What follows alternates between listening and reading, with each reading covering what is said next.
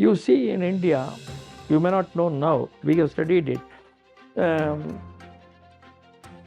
Generally, people do not prefer to take over somebody else's company, even though it's facing problems, because the other person has money. We interviewed a few people in Tamil Nadu, top people, rich people.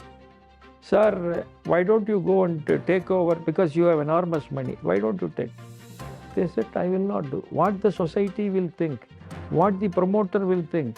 He promoted that company, and through his own blood and sweat, he built that company. Of course, now he is facing problems. But unless he comes and requests me for help, I will not do it, because he is in serious difficulty. No, it is not proper for me. So this was the answer given to us in those days. So that is the reason why this Indian systems completely different, largely based on driven by culture, women playing a very dominant role. The mothers, wives, sisters, grandmothers play an enormous role. I have written about it and spoken about it in detail. I would like to know, sir, we know that India is viewed as a third world country. So did India ever contribute it in terms of economic management in history, or was it always viewed as a third world country? No, the concept of third world country is of recent origins. It came, I think, 70s, 80s, etc. So all along it was the West that is defining the yardsticks, and saying you belong to this group, this group. They called themselves as first world, and then communist countries second world, the rest of the countries third world. In fact, you will be surprised to know that these third world countries were the richer countries some 200 years back, for several centuries. Africa was a powerful country compared to the present day Europe and America, very contributing high amount to the global GDP. Country like India, we always remind as the very most prosperous country.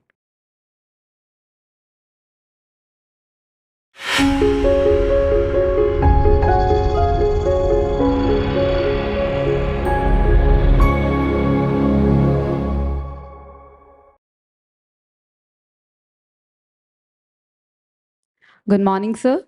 First of all, on behalf of IKS Club and Indus Institute of Management, we welcome you to Indus University. It is a pleasure having you here. We all are very curious about today's topic and are looking forward for this session with you. My name is Aksa Vinson and I'm from MBA branch. So with your due permission, can we please start this? Yes, please. Yes. So my first question too is for students like us and for larger audience, can you please explain in simple words what does the term decolonization mean and why is it needed, especially in this era? For the last several decades after the introduction of Macaulay education, we have been taught to believe that only uh, the West has all the knowledge, whether it is management or any field of activity, and there is nothing to learn from a country like India. So West possesses superior knowledge in all aspects of life. So as a result, these kind of things were taught since 1835, and unfortunately after independence also, to a large extent, we tend to believe the Western approaches, Western theories, particularly in fields like economics and management. But India is a different type of a country. We have a very long history full of achievements, performances, economically, intellectually, and in several other fields. So, first of all, we have to understand that we have had um, um, superior knowledge systems. And even today, if you see, some of us, we have been traveling to different parts of the country to study India's economics, management, social systems from the management perspectives. So today we are in a very good position. In fact, all international agencies predict that India would be the next powerful country in the whole world. What is the reason for it? The reason is that we have strong functioning systems that are working in the field even today.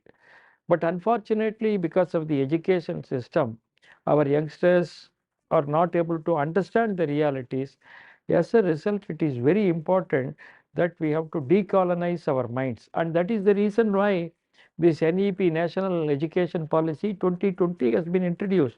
You may be knowing, as a result of which large scale syllabus revision is taking place. So decolonization is already there. Colonization is already there. Decolonization has already started, and we have to take it forward, and then um, uh, understand that India has highly successful functioning management systems. So that is the reason why we are discussing this today. Thank you, sir, for elaborating it. My name is Sharon John. I'm from MBA branch. I'm interested to know that, sir, according to you, we should practice decolonization. So how we should initiate that process of decolonization? Correct. See, first of all, what we have to do is we have to understand the realities. As a teacher for the last 20 years, I give simple techniques to the students. You start observing your parents, grandparents. You interact with them and ask them their experience of life during the last 30, 40 years. That will give you knowledge of the functioning systems in India, even family management also, how people save money, how people invest money, how they sacrifice for their comforts for the sake of the youngsters, next generation. So this is one. Second, I always ask the students to take up smaller studies at the local level. Now you can go around this place, talk to some 10 people, 15 people, 20 people, or one or two small businessmen, or a shopkeeper here. Find out from him how he promoted his business, how he mobilized his initial funds. This will give you an idea. This is the beginning. We need not go to any big places to uh, uh, start our this Indic decolonization work. You can go to our own families. You can go to our own local people. Talk to them. Particularly being girl students, I would advise you to talk to our own mothers and sisters. Find out how they are managing funds at the family level. As a youngster now, etc., you will get enormous inputs. In fact, that is how we all started our work. I started this work in Coimbatore in the 1990s, then extended our work to Tamil Nadu. Then for the first time, I came to Gujarat in 2001 to study here. Then the Honorable Prime Minister, Mr. Modi, when he was the Chief Minister here in 2003, he invited us here to take up study regarding kite business. At that time, kite activity was not even considered as a cottage business. The turnover was just 30 crores. I was told 2 years back it has already crossed 800, 850 crores. So small businesses, you start studying small activities at the family level, local level, then you will begin to understand this. Some 15, 20 years back when I started this work, I used to give the students project. What is your learning from your family members, particularly mother, father, grandfather, grandmother. And I have seen many of the students when they make presentation, they will cry because they don't know the sacrifices made by the family members for their education, for their well-being.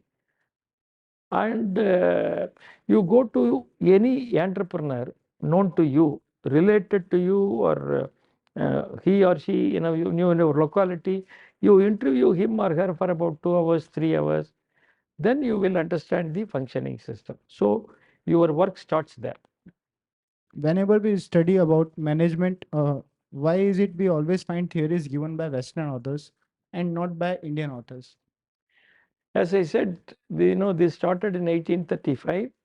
Since then, we believe So whether it is economics, management, political science, or any any subject, only Westerners have superior knowledge. We don't have anything to offer. So this is the reason. Even today, we believe that West has everything to offer, and India has nothing to give to us. So this is the problem: colonial education system. Thank you for the explanation, sir. I'm curious to know, can you please explain about Indian management model in comparison to Western management model, and why is it so that still Western management model is being widely followed when you only said that Indian management models were much more superior? So why is it that Western management models are being widely followed by everyone? Yes. Yes, I explained a few points with regard to finance, with regard to HR, with regard to management of resources. As far as India's models are concerned, they are unique because they are based on our cultural beliefs and systems. As I said, culture plays a very, very important role here. You go to any place, business place in Gujarat, this is a highly entrepreneurial state, or you come to Tamil Nadu, go to any entrepreneurial place, you visit a business center. Yeah, in Ahmedabad, you can do it here. You ask entrepreneurs, they will say, sir, we have created some 10 entrepreneurs, 15 entrepreneurs, 20 entrepreneurs.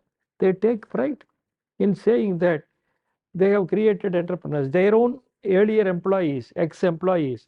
After they gain experience, when they say, sir, I want to promote a business, they'll say, go.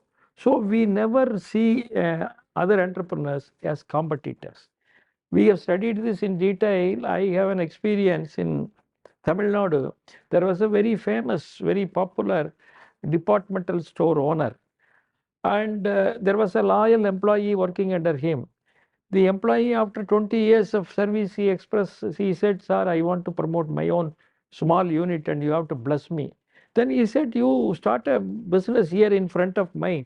I have my own space here. We went and interviewed him. Then he said, he is not a competitor. This is a big place. Anybody can do business. He is my man. What is the problem for him?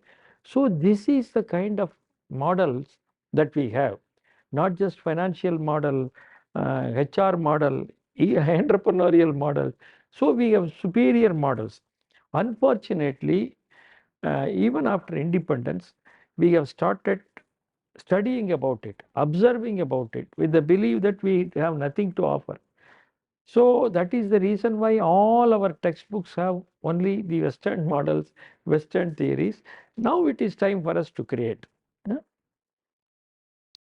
you, sir, for the explanation.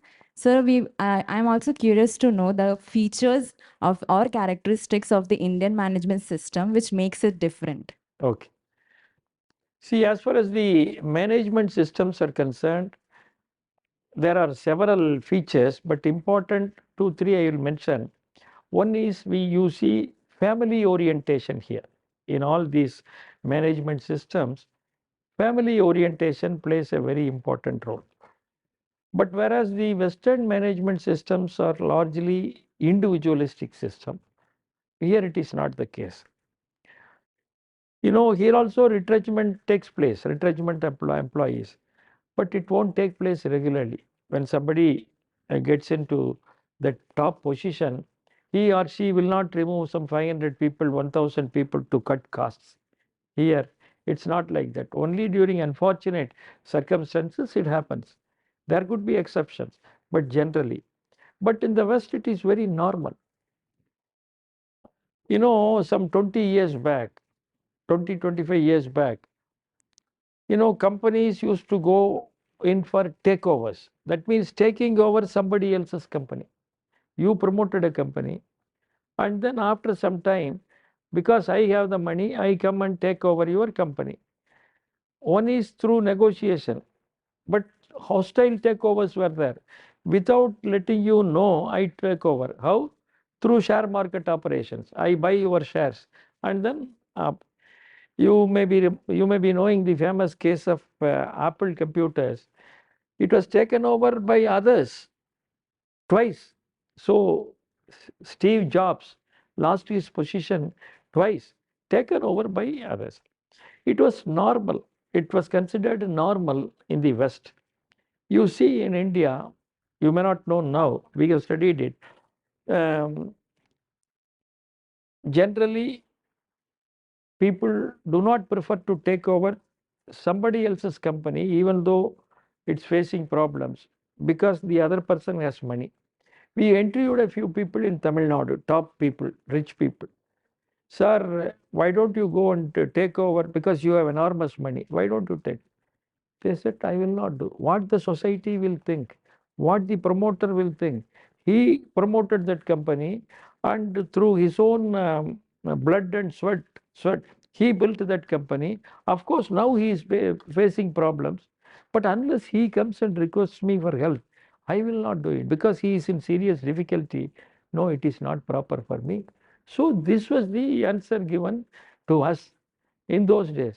So that is the reason why this Indian systems completely different, largely based on driven by culture. And as I said during my when I was closing, women playing a very dominant role. The mothers, wives, sisters, grandmothers play an enormous role. I have written about it and spoken about it in detail. Sometimes when I discuss about it, I remember the stories of very successful entrepreneurs. Sometimes tears will come to my eyes. The kind of sacrifices that our mothers make, grandmothers make, enormous.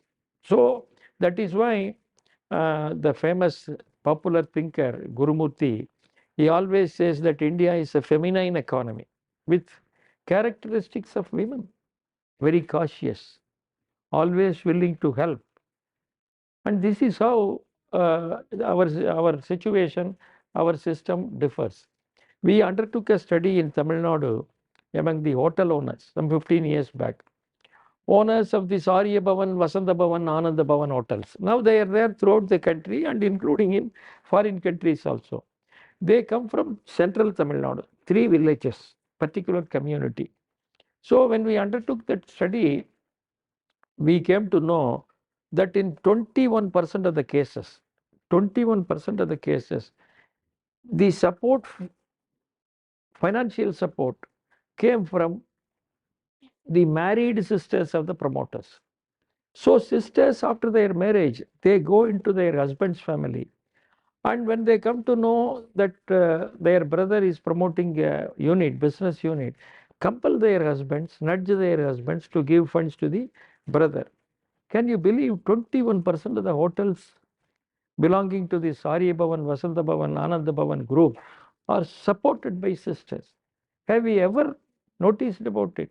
Have we ever discussed the role of mothers in Indian management models, business models? No. So the Indian models are completely different, largely influenced by our cultural, traditional, and civilizational systems.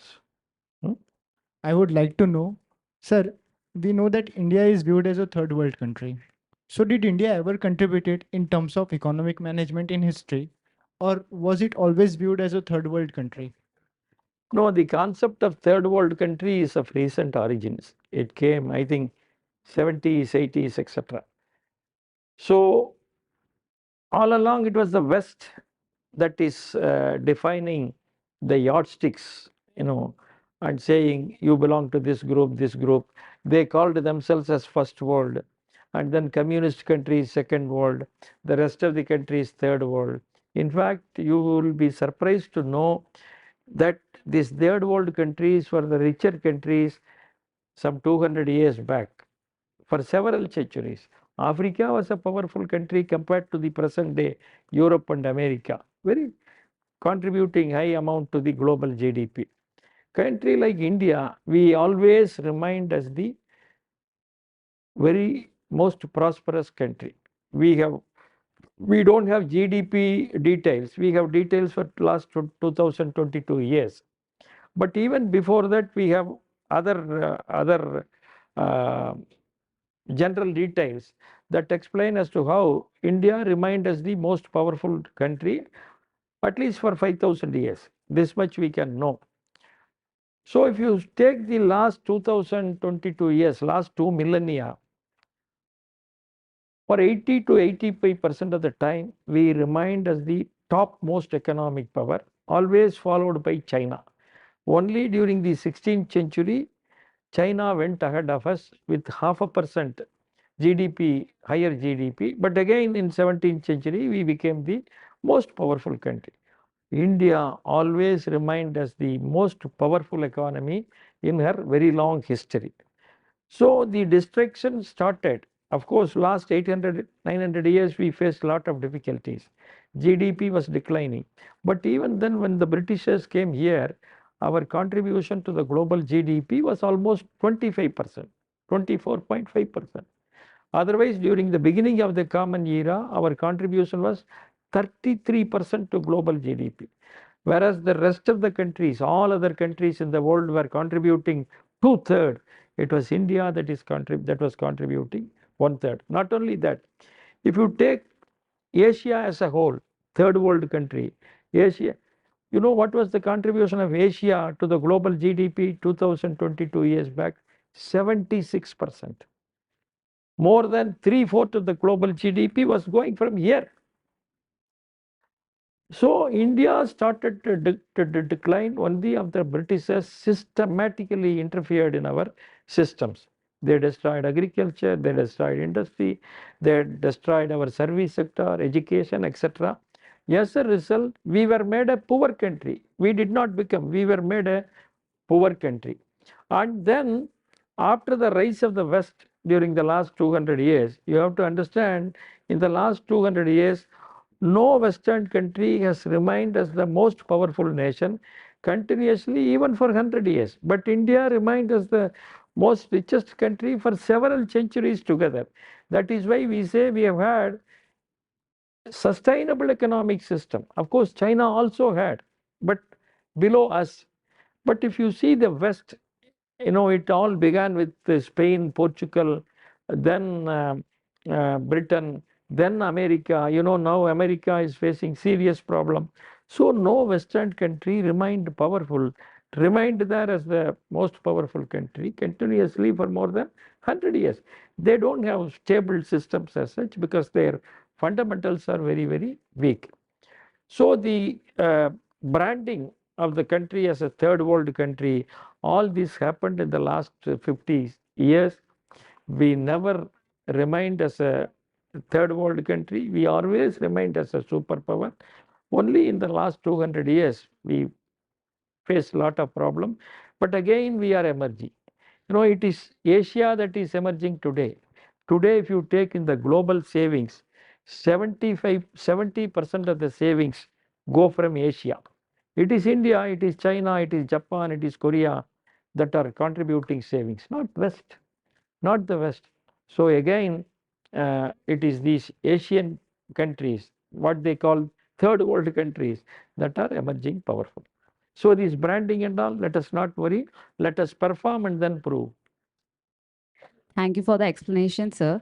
My question to you is, we all know about India's blooming population, and we all also aware of the fact that we are a country of the largest youth population. So, as per your thoughts, is this youth population an economic asset or is it a liability? If you see India's history, India always had higher share of population. In fact, the present day population, if you take as a percentage of global population, is comparatively less. Our share of global population now is 17%, maybe 17 or so. But always we have had at least 20% of the global population here. Because this was remained as a vibrant center for all economic, intellectual activities, always. So if you see 1,000 years back, 1,500 years back, we have had the highest share of people around the globe living here. So this population is not a problem for us. This is a strength. Sir, I would like to know We always talk about globalization in management field. How does Indian theory aligns with such global trends? Yes. See, as far as the Indian thoughts are concerned, they are always universal. Universal. So whatever practices that we make uh, that are applicable to everybody if somebody wishes to follow. I was mentioning about the concept Aditi Devo Bhava, how it worked in the Taj Hotel case and how it attracted Harvard University to come and study this. So our practices, our thoughts are always universal because we work on strong, universally applicable fundamentals. As I said, when we run a company also here, we always feel that workers are almost equal partners.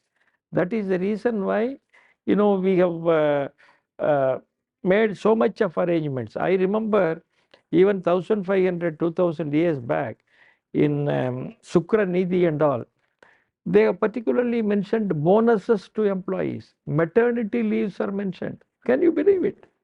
1500, 2000 years back, it was there. It was there. So bonus, that too, 16% bonus that we discuss now, minimum bonus, that was mentioned 1500 years back. Maternity leave and facilities for women. I remember in Arthasastra, Maurya times, 2300 years back, it was mentioned that whenever women were not able to move out due to so many reasons, then they have to be engaged in spinning work. They need not come out.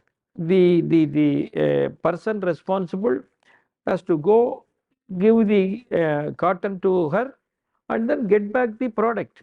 She need not go out. So this is how we devised a system. Such systems were in practice in the earlier days. So this is the uniqueness of our country. Thank you, sir, for the explanation. Sir, I'm interested to know which business leader inspired you the most in this business research. In fact, I would say um, there are several, particularly those who are working in the non-corporate sector, small, medium scale industries. There are several. Many have inspired me. I mentioned a particular case where the managing director of that company decided to give higher salary to the employees. I know several cases uh, in which the promoters spend a lot of their money for social causes, for public causes. If I particularly know about states like Tamil Nadu, now in several areas,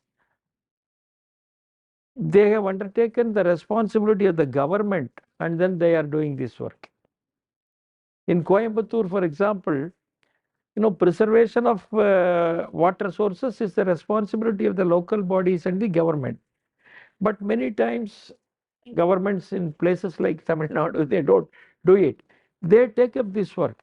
So the business enterprises, they have come together and formed a group called Siru Tuli, small drop. Now they have taken up the water conservation works. And in several parts of our country, particularly South India, I have noticed, these people build crematoriums now. And across the country, I have seen in the last 60 years, schools, colleges were built by philanthropic sections of the business community. But now, in a few places now, commercialization has come. But if you see the last initial 50 years, complete philanthropic activity. It is they who contribute to the building of educational institutions or common facilities like marriage halls, kalyana mandapams, or it is they who contribute money to the temple activities. This is how it has been happening over the last several centuries. In history, we study, I have studied particularly South Indian trading community, it is they, business community, who contributed money for these common activities, creating common facilities for temples, for educational institutions. In Coimbatore, there is a big group, educational group called PSG Group. You may be knowing it. One of the most reputed educational group. It was promoted some 90 years back by four brothers. So when they were earning profits, they thought money is coming to us, it is from the society. So let us not uh, take 1/4 of the share. Let us create another entity, philanthropic entity, and give it another share. So they divided the profit into 5. Instead of taking 25%, they took 20% each and contributed the balance 20% to that entity. And today that entity is all educational institutions. They said our fifth brother is this philanthropic activity. So this is how in India I see these businesses contributing so much to the public activities, and as a result I appreciate all of them. Even now I know there are people in several places contributing crores and crores for the public causes, helping the very ordinary people, poor people, establishing centers to help orphans. These are all happening silently. In fact, my heroes and heroines are they who work silently without letting the world know that they are doing this work. Thank you, sir, for the explanation. Sir, as we know that India is a land of diverse community with different languages, faith, and cultural values. So according to you, do you think that any one specific Indian model or approach can be suitable for all the time? This concept of universal models is completely wrong. Completely wrong. The problem with the Western models is that, based on their own experience, their own worldviews, they develop a theory based on their functioning system. They call it a model. And they feel that model would be applicable in the rest of the world as such. It is not possible. So the universality of the models is a complete uh, failure. It's wrong. As far as India is concerned, we have noticed again in India, there are several models. If you take financing models, the financial systems that are operating in South, in Tamil Nadu, may not be happening in other places. We have seen even within the state, there are different systems. To explain to you, if you take, say, chit funds till some 5-10 years back, it was largely popular in the southern states compared to North India. So I remember some 10-15 years back, uh, uh, mm, when we were taking up these studies, it was noticed that almost about 15 to 20% of the financial savings in those days were through the chit funds. But that was not the case in other regions. So these models vary from place to place. Even in the case of chit funds, I want to add one more thing. The kind of innovations that our people use in chit fund again is very important, because in Western Tamil Nadu, from which I come from, people use these chit funds for a variety of reasons. One, for promoting business, for initial capital when they don't have funds. Let us say I want to promote a unit after 1 year. So I collect all of you, some 10 of you, 20 of you. Then I say, I'm promoting a chit, each of you give some 10,000 rupees or 20,000, or even it could be 20 lakhs, depending upon the person and the members concerned. So he or she promotes a chit. He takes the first lot of money, starts his business, but chit would be going on. And these chits are of variety of types: 1 month, 2 months, 3 months, 6 months. And here, not just financial aspects are involved. This chit activity involves the society, culture. Every 2 months we assemble in different places. It's not that they go to an office and then do this and then come out. This month it is my house, next month it is her house, with my entire family members, with all your family members. So this is an occasion for celebration.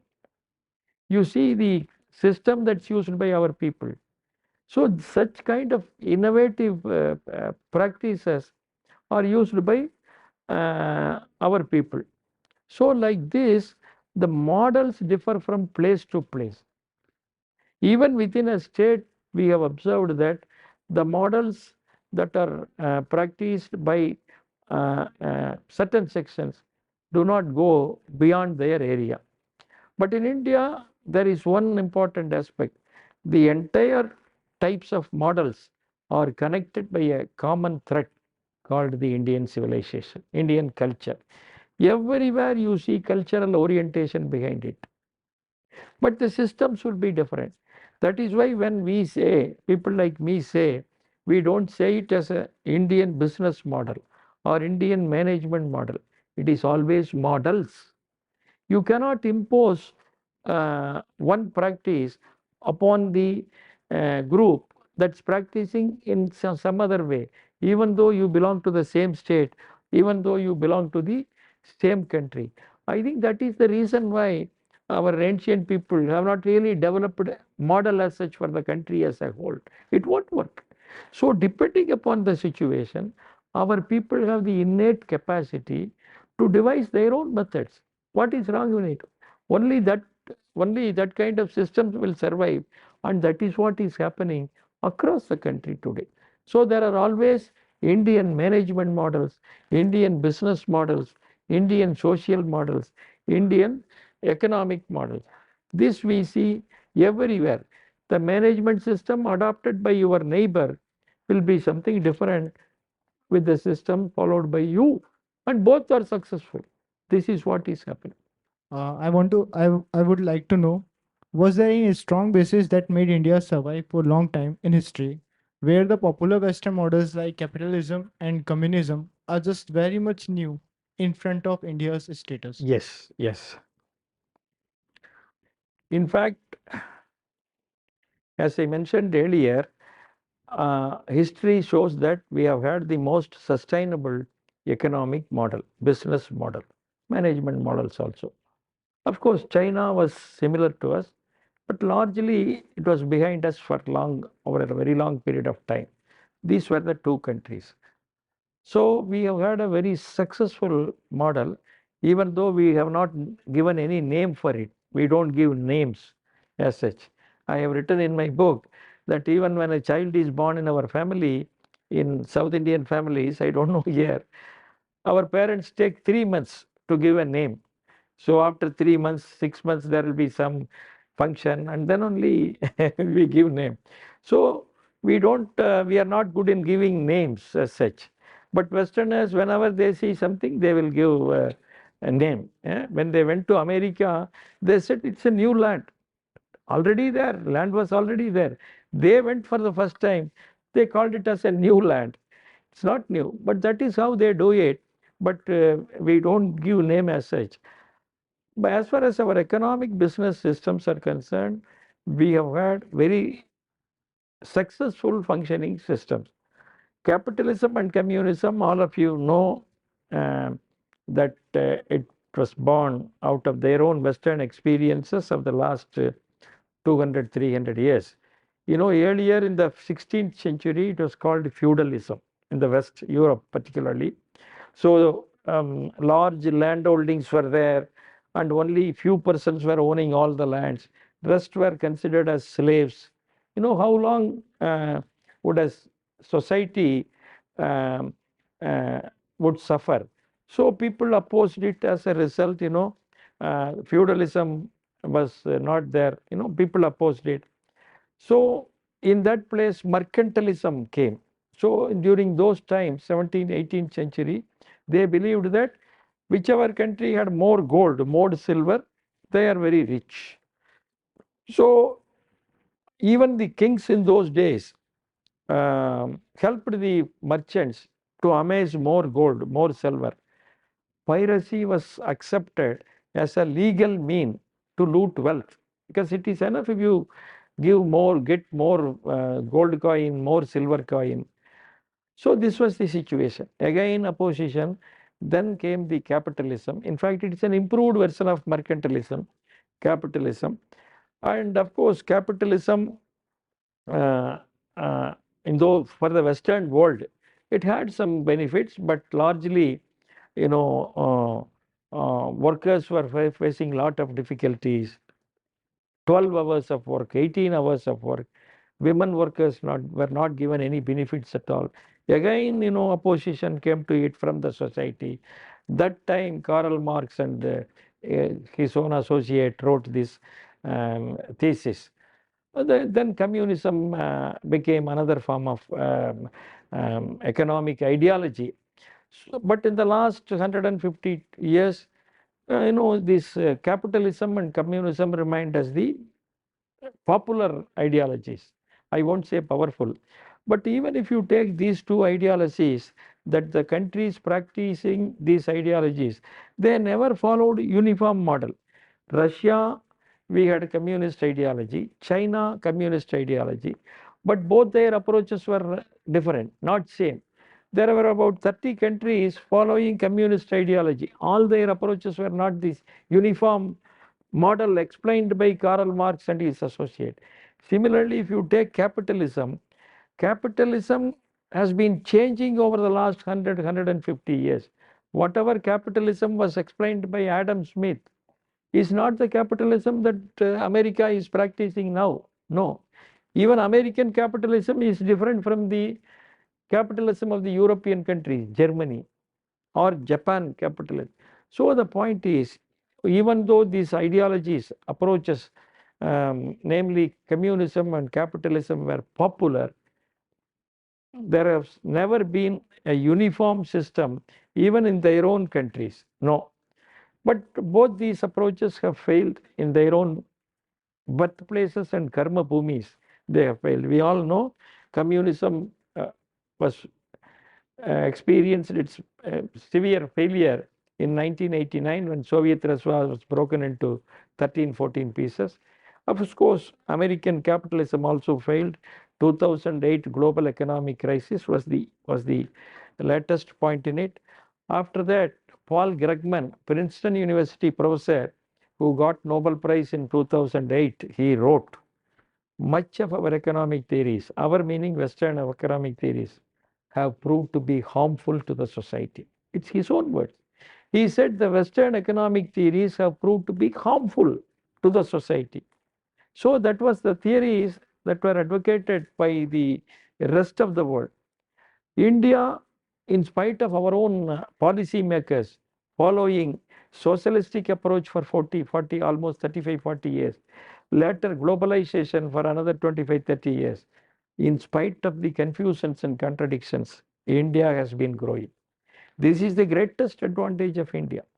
In spite of the wrong policies, society took India forward. So hats off to the ordinary Indians, society. We have been moving forward in spite of wrong approaches at the policy making level. So now it is accepted everywhere that the socialism and capitalism will not work anywhere, because, as I said earlier, there cannot be universal models as such. So accepted to be now United Nations, World Bank, whichever organizations that advocated uniform models, now they say each country could have its own model. So India has her own functioning model. This we have to accept. This is Indian model. Thank you, sir, for the explanation. Sir, we are interested to know that can we apply the combination of Indian and Western models? No, wherever it is advantageous, there is nothing wrong. If we find some suitable, good functioning system or model from outside, we can take it, nothing wrong. We don't say everything coming from the West is bad. Only thing is that mindset should go. We don't have anything to offer. only the West has everything to offer. This is the point that I want to emphasize. Here I want to say one thing. As far as the Indian conditions are concerned, whenever something comes from outside, our people accept it if it is good, but largely they Indianize it. I call it as Indianized models. Some good approach comes from outside, then it gets adopted here, but we Indianize it here. We may not follow as the way they follow, but here we we make it acceptable to the Indian conditions by the required changes. That is why you see Indianized models. You know, here also many Western educated Ivy League MBAs are managing the company. They must have studied all Western theories, but whenever they come here, their practice is something different. When a person, a foreign educated person becomes a CEO, he will not retrench employees like the way his American counterpart would do. So Indianized approach he follows or she follows. Thank you, sir. So my last question to you is, can we reconcile business ethics with environmental responsibilities applying Indian thoughts? Yes. You know, this is very important. We have to reconcile it because now environment has become a very serious issue. All of us know because of the wrong policies, approaches followed by uh, different governments, corporates. Environment has become a very big issue. You know, certain multinational corporations, I don't want to name it, they are facing very serious problem because for the last several decades they have been bent upon earning money even by destroying the environment. There are several cases, you must be knowing about it. So protection of environment, nurturing of environment is very important because we have to give uh, mm, our lands to the next generation in the most safest way, because this land does not belong to us. We have got it from our ancestors. For thousands of years, they have been living here, nurturing it and all. So it is our primary duty to nurture and then give it in a better condition to the next generation. So this environment has become a very, very important issue. So as a result, ethical practices gain importance. So that is the reason why I was discussing with our senior expert earlier during the break. You know, if you see in India, scriptures after scriptures, different texts in different vernacular languages, they always emphasize ethics, always emphasize. Whether you see Malayalam, Telugu, Tamil, Hindi, they always emphasize this ethics. I remember there were exclusive business texts for business communities that emphasize, that explain the need for ethical behavior. There were separate books for Jains are the important business community for several centuries together. For Jains, there are Jainese texts which say that you should do this, do this. Ethics is important everywhere. Tamil Nadu, you may be knowing, a very popular text written some 2100 years back, 2100 years back, Tirukural, one of the earliest texts in India. So one chapter he has allotted for doing business economic activities in a ethical way, means of wealth. You know, everybody wants to acquire wealth, nothing wrong. One has to do, but through proper means. He says one would be happy, the happiness would be complete if only wealth is earned by following just means. So this is there everywhere. So this ethics has to be given equal, very importance. Unfortunately, in the last, I don't know, 50 years or over 100, 150 years, uh, ethical practices, particularly by the Western corporate system, they have been sidelined. Because why? They want to earn more and more money. You know, one reason some people say why Indian business units have not grown. Because one reason our people are happy with whatever they are earning. So second, if you go beyond the means, then you have to follow some um, other practices also. Some people say, why should we do it, sir? So this is enough for me. But in the present context, ethics is very important. It is very necessary that we have to reconcile with environment. So that way, future business models will have to include these aspects also into their systems. Thank you very much, sir, for taking out your precious time and answering our questions. It was indeed a wonderful experience with you and for all of us. Thank you. It's my pleasure.